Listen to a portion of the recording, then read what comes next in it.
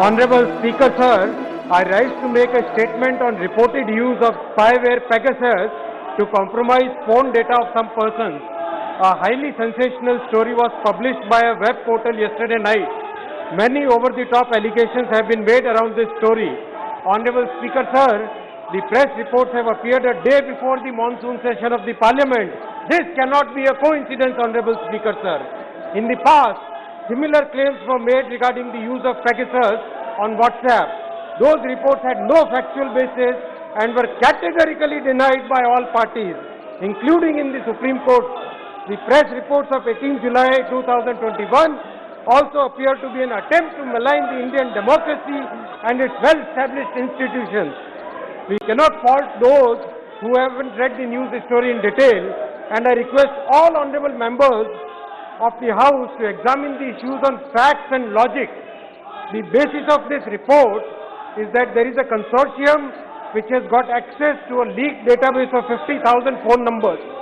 The allegation is that individuals linked to these phone numbers were being spied upon. However, the report says that the presence of a phone number in the data does not reveal whether a device was infected with Pegasus or subject to an attempted hack. Without subjecting the phone to this technical analysis, it is not possible to conclusively state whether it witnessed an attempted hack or was successfully compromised. Honorable Speaker, sir, the report itself clarifies that presence of a number in the list does not amount to snooping. Since they have governed the country, they would also be aware that any form of illegal surveillance is not possible with the checks and balances in our laws and robust institutions. In India, there is a well-established procedure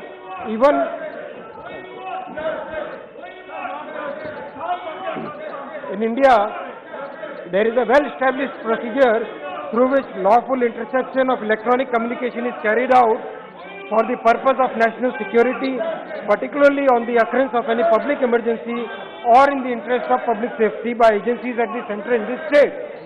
These requests are the requests for these lawful interceptions of electronic communication are made as per the relevant rules under the provisions of Section 5(2) of the Indian Telegraph Act 1885 and Section 69 of the Information Technology Act 2000.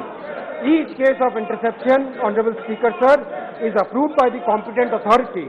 These powers are also available to the competent authority. We are truthful, unafraid and independent because of you. Now you can help our reporting from the ground. Go to thequint.com, click Become a Member tab, choose a plan and pay. Because the truth is worth it.